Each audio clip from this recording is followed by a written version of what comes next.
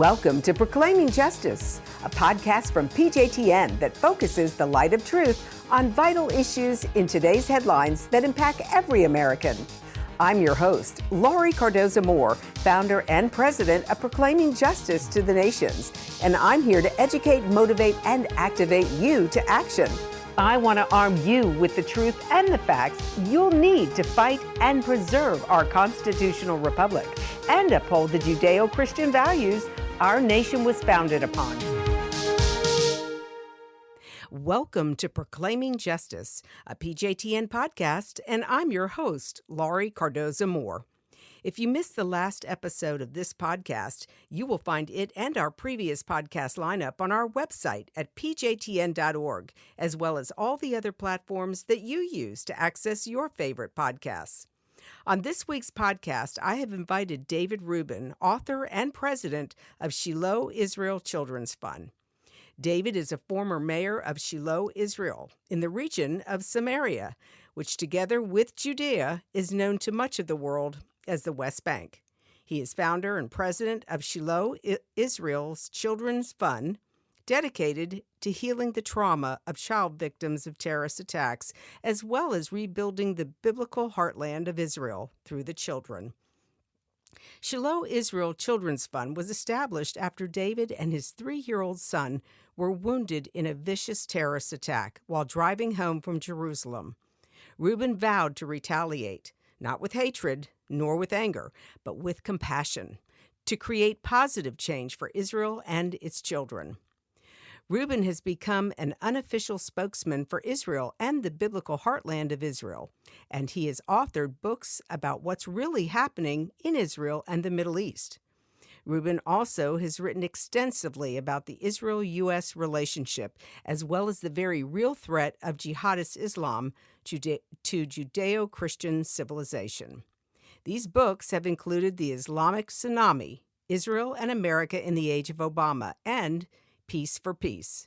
Rubin's latest book, Trump and the Jews, was released in October of 2018. Trump and the Jews explains the complicated nature of the small but highly influential American Jewish community, its natural yet uneasy relationship with the State of Israel, and the role of religious Jews, as well as Christians, in passionate support of Trump and of Israel. David has appeared on Fox News, Newsmax TV, and many other television and radio shows, while his articles have appeared in the Jerusalem Post, Israel National News, and numerous other publications. A featured speaker throughout North America and elsewhere, Rubin is known as the trusted voice of Israel.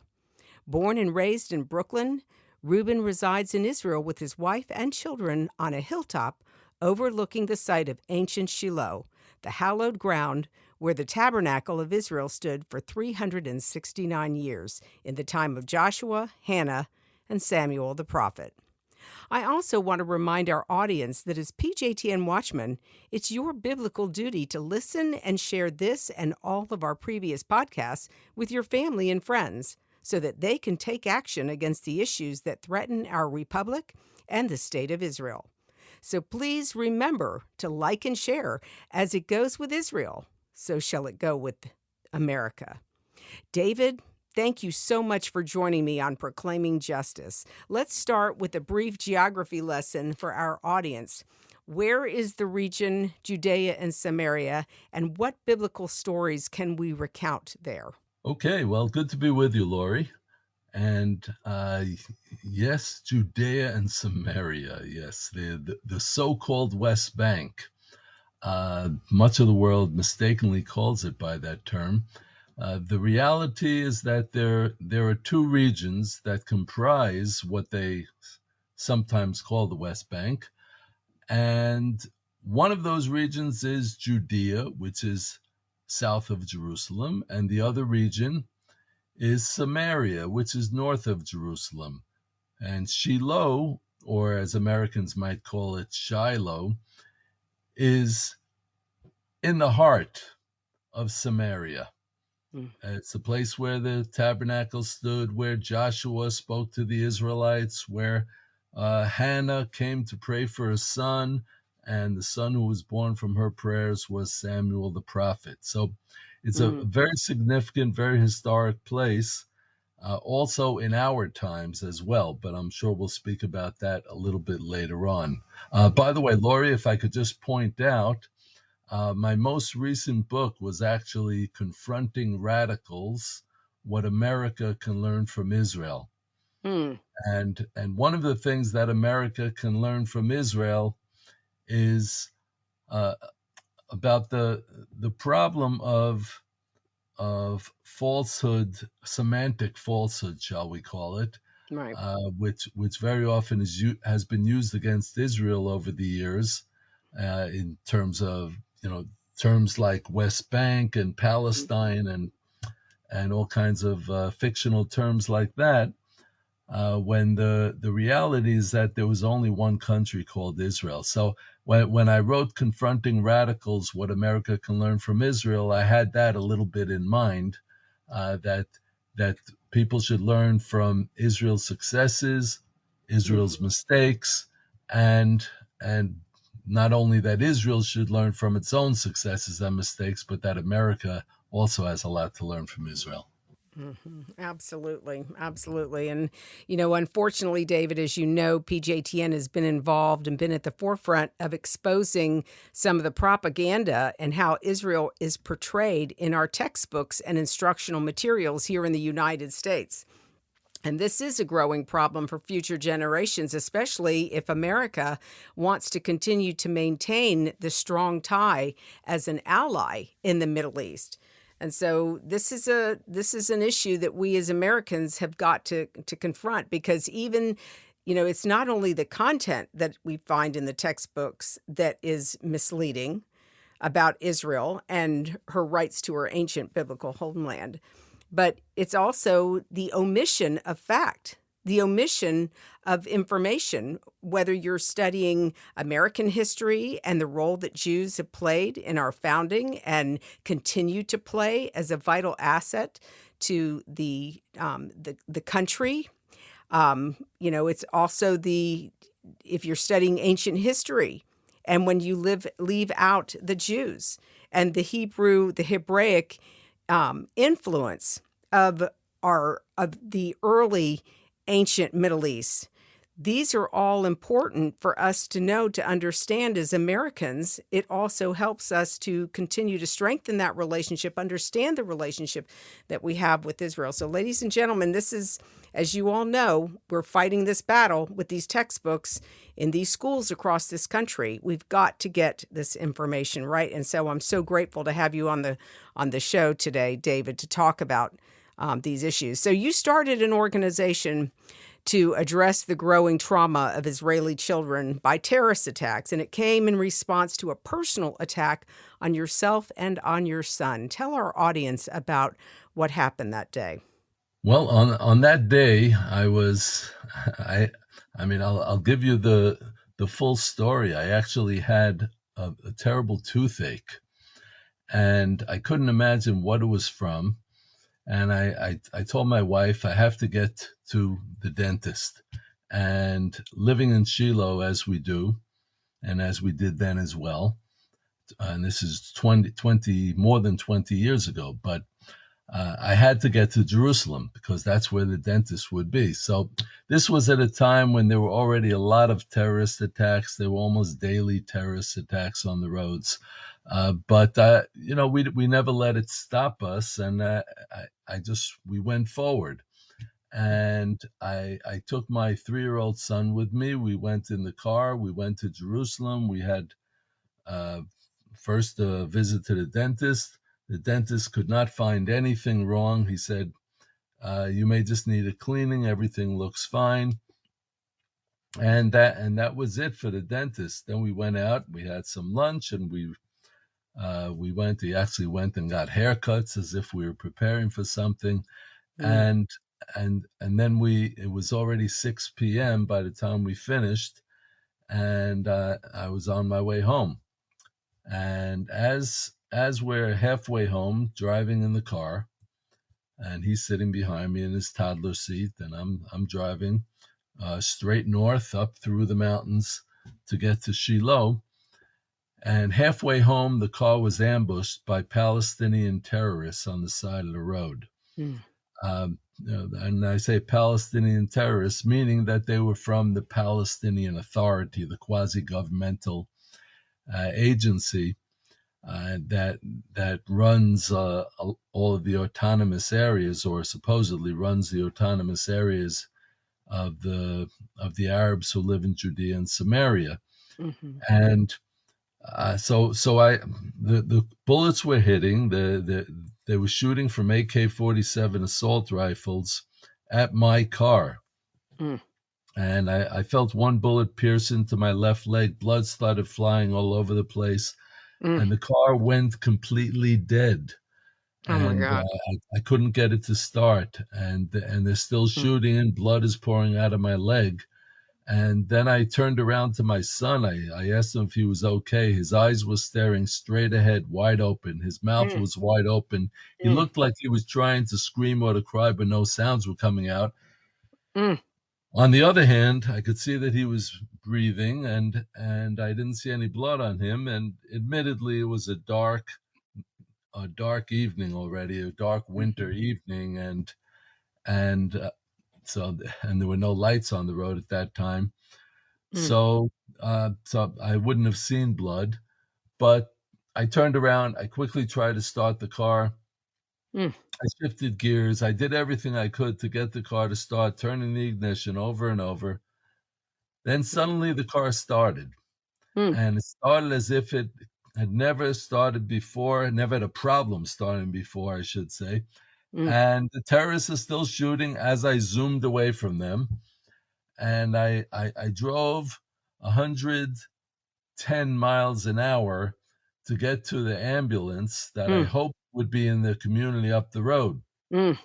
The whole time I'm driving, blood is pouring out of my leg, Mm. and the car is shaking, I guess, from the speed I was going, and my whole body was shaking, probably from loss of blood. And I get up to the gate of the next community up the road, which is called Ofra, and I start screaming to the guard at the gate. Now, you have to understand, anyone who's been in Samaria knows this, that every community has a metal gate in the front because that's the only way we can keep car bombers away. Right. And so there was a guard at the gate, and I started shouting to him, "Ambulance, please get an ambulance." He didn't seem to hear me, but there was a young woman on the side of the road. She started jumping up and down, screaming, "Ambulance, ambulance, don't you hear?" At that point, Mm. everyone who was within sound reach came running towards my car.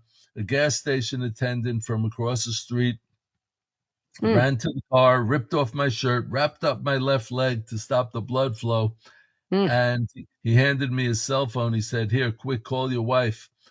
And I couldn't dial. My hand was shaking too much. He dialed it for me. And I told my wife I've been shot in the leg. Hopefully soon an ambulance will be coming to take me to the hospital, and our son is okay. And about a minute later, an ambulance zooms up, and Mm. two paramedics leap out of the ambulance. One of them runs up to the car and starts unbuckling my son from the seat, from the toddler seat, Mm. and he cradles him in his arms, and he shouts out to the driver of the ambulance. He's also been shot. He's been shot in the head. Oh my God. A, Mm. a bullet had gone into his head where the skull meets with the neck, we later found out, causing a skull fracture and internal bleeding in the cerebellum. Well, they quickly wrapped his head with bandages, put an oxygen mask on his face, attached him to a tank in the ambulance, and took us to the hospital in Jerusalem. And they get to work on us in the emergency room. The head surgeon comes up to me and he says, uh, "David, we're going to have to operate on both of you within the half an hour, and there's someone else here who wants to speak to you." So there was a man standing next to him. He says, "I'm the public relations director for this hospital. I just want you to know that you are the 1,000th victim of terrorism to be hospitalized in this hospital in just the past year and a half." Oh my gosh. And I wasn't quite sure what I was supposed to do with that little bit of information, but then I started to think about it, and and it was amazing that Mm. 1,000 the 1,000th terror victim to be hospitalized just in that hospital. And there are several hospitals in Israel, Mm-hmm. and just in that past year and a half, so which was the second Intifada, the so-called Palestinian rebellion against Israel, Mm-hmm. the terror war against Israel. Mm-hmm. And so he said to me, "I'm just telling you that to protect your privacy, because the media is massed outside this emergency room. They want to come in and photograph you and your son and interview the 1,000th victim of terrorism, but I'll protect your privacy if you so wish." I thought about it for a moment, and I thought of all the terror victims who we already knew or had Mm-hmm. known before they were killed. And I said, "You know what? You bring them in here. I have what to say to them." And I've been telling this story ever since. And I Mm-hmm. tell the story not because of our personal trauma, not because of any political opinions that I have, and I do have my opinions, but I tell the story mainly because it's a story of miracles. I was shot in my left leg, even though the terrorist was shooting from the right side, which enabled me to drive my automatic car to get to that ambulance. Oh, jeez. The bullet that Oh, went into my son's head and through his neck missed his brainstem by 1 millimeter. oh, gosh. And on my fifth day in the hospital, I get a call from the car mechanic asking me why he cannot start the car. He said there are 49 bullet holes in the car, uh, but I still we examined the car. I don't understand why I can't start that car. Oh, what a miracle. Now, yes, Oh, I knew that what? I drove 110 miles an hour, and I knew that the car was shaking, and I knew I got there. Mm, And after that, it went dead. mm. So there was obviously a purpose. Amen. That is a miracle. What a story. What a harrowing story. David, you bring this story up, and there's been recent terrorist attacks where innocent Israelis are being targeted in their vehicles. You talked about the 1000th terrorist attack that had come into that hospital. Since that time, that number has grown. And more recently, we've seen this going on again. This seems to be the fallback of these terrorists in attacking people in their vehicles. Tell us about the recent incidents where this is going on. Well, there have been too many for me to lay out for you. Although, unfortunately, about 5 minutes from Shiloh, there was a recent attack in a gas station in which 4 people were murdered by Palestinian terrorists who they pulled up with their car. They started shooting from their car at the people who were sitting in a hummus restaurant in the gas station. Four Mm, people were murdered, mm, and it's just one example of so many that have happened. And that was just like 3 days after I sat and had lunch with some Christian Zionists actually in that restaurant. Uh, mhm, but I just cannot tell you how long it would take, such a long time for me to lay out for you all of these attacks. But every single attack causes mhm, deep trauma in the people that live in this area. mhm, And yes, the adults come here from idealism. The Jews who have settled, the Israelis who have settled in Judea and Samaria, are some of the most idealistic people in the world.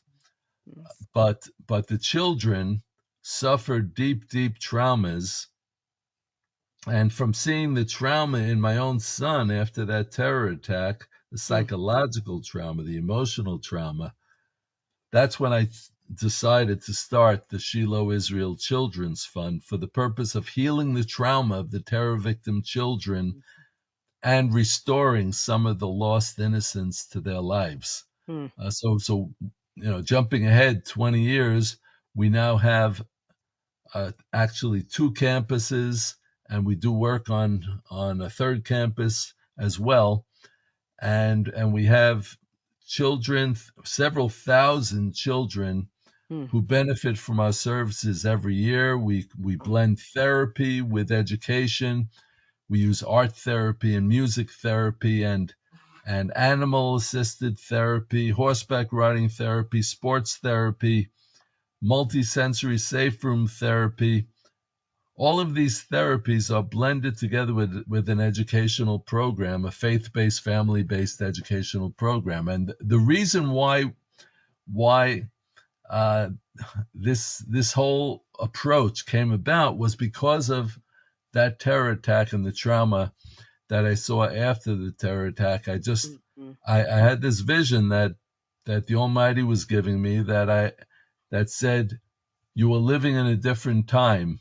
Mm. Uh, you need to create something for such a time like this. Mm. Just going to school is not going to give the children what they need now. Right. So I found a way of blending it all together. Mm. It's amazing, ladies and gentlemen. This is an amazing ministry that is helping these poor children to heal from the trauma. As you've heard David share his own personal story about himself and his son, and the miraculous way God protected them in the middle of this horrific incident. So I want to encourage you all to look at what the Shiloh Israel Children's Fund is doing and support this organization, support David in what he is doing, because unfortunately this happens all too often. And we hear, in the United States or in other countries around the world, we hear these reports, on the evening news, and, we're shocked and horrified by them. But these Israelis have to live under this threat constantly. They have to deal with the trauma of these incidents on sometimes a daily basis. And we need to stand with our Jewish brethren. We're told in the Bible that in the last days, Christians will unite to join with our brother Judah in protecting them. And this is a real tangible way that you can play a role in helping these children. David, we've got a couple minutes left. I want to just move to the next topic about how you have written extensively about the U.S.-Israeli relationship, and more recently about Trump and the Jews.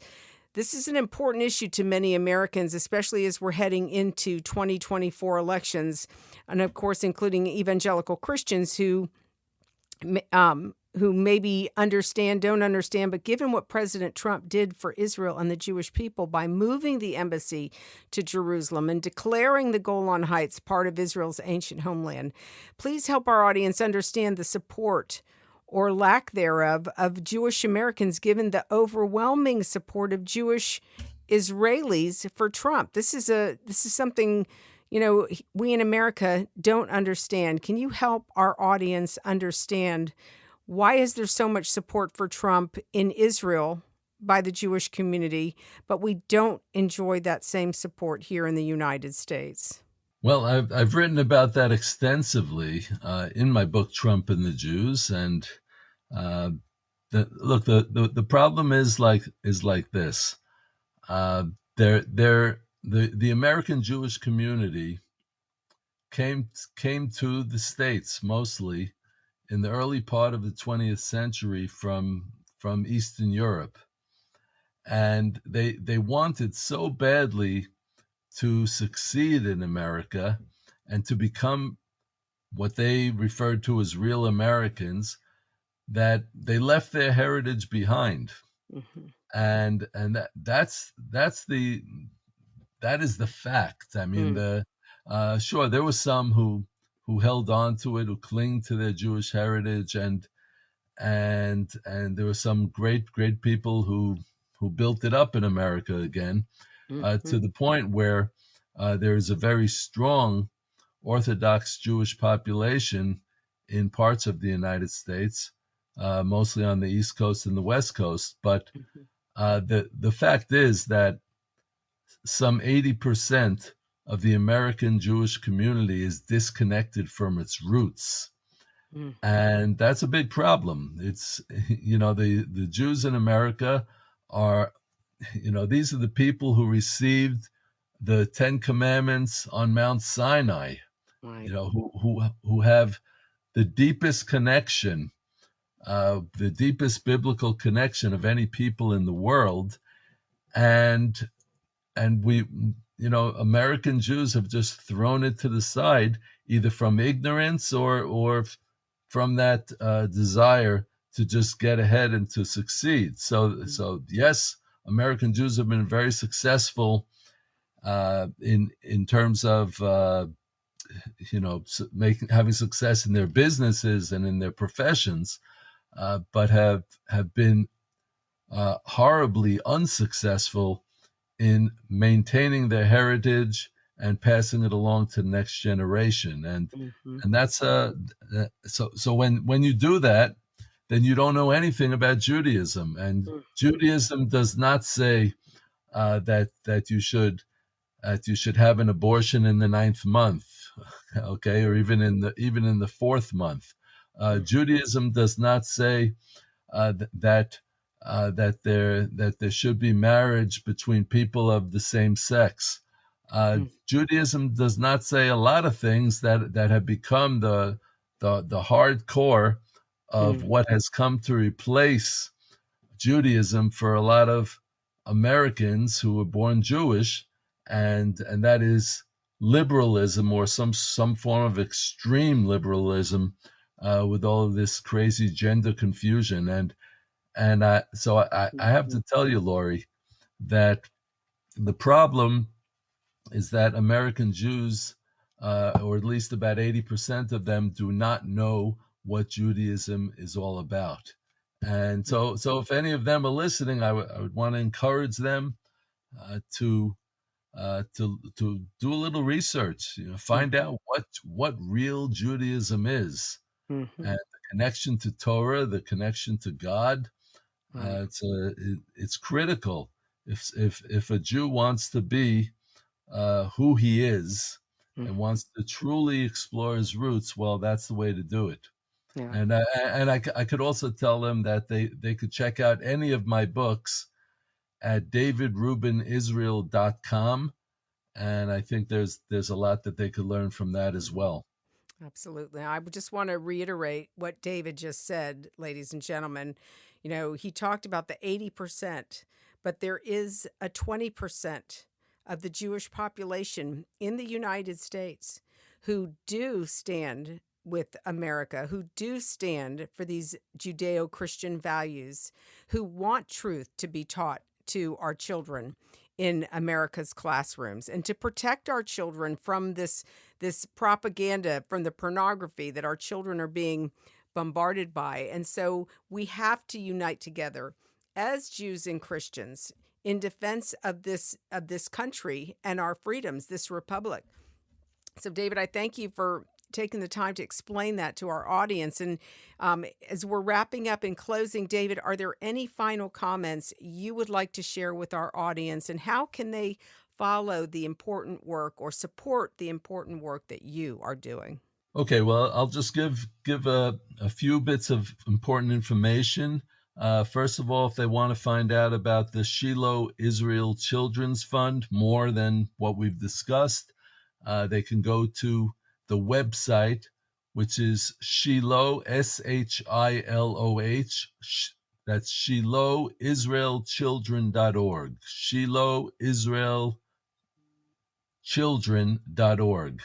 And as I said, if they want to find out more about my books, or articles, they can go to davidrubinisrael.com. That's David Rubin, Rubin, davidrubinisrael.com. And lastly, I would just like to emphasize how important the work is that you're doing, Lori, and proclaiming justice to the nations, and all of your efforts, which truly parallel what I wrote about in my book, Confronting Radicals, Mhm. about that confronting radicals doesn't mean that that you go out with bricks and throw them at the radicals of the far left, like they do with police officers and at government buildings, or that the Palestinians have been doing for years against Israel, or like the far left in Israel is unfortunately doing today with some of their violence. But I just want to emphasize the important work that you're doing with proclaiming justice to the nations in fighting the distortion of American heritage and trying to help people to understand what their roots are as well. Amen. David, thank you so much. Ladies and gentlemen, I hope you found this program informative. We're going to post this podcast on our website and all of our podcast platforms so that you can share with your family and friends.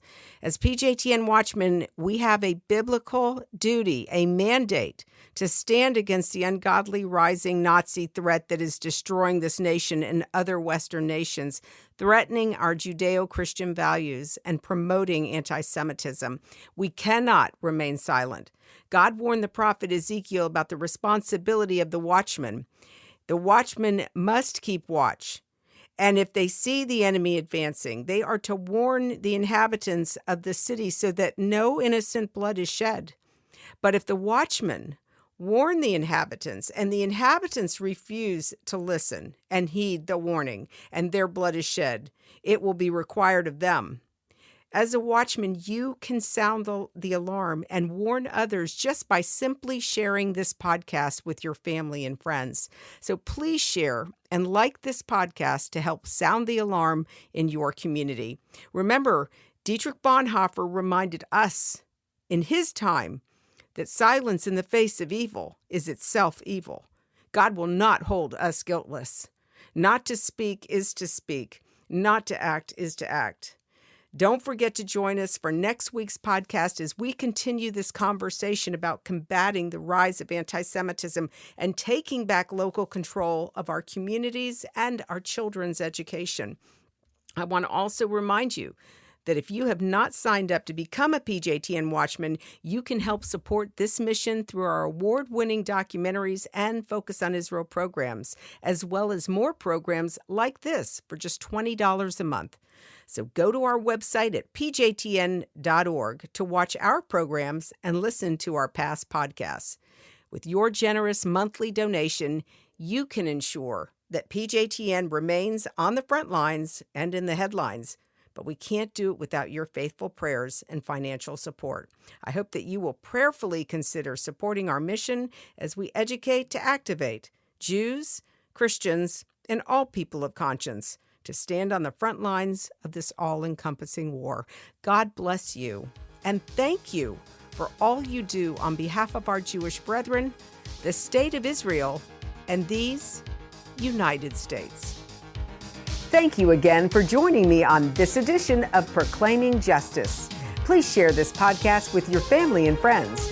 For more information about how you can get involved, please visit our website at pjtn.org.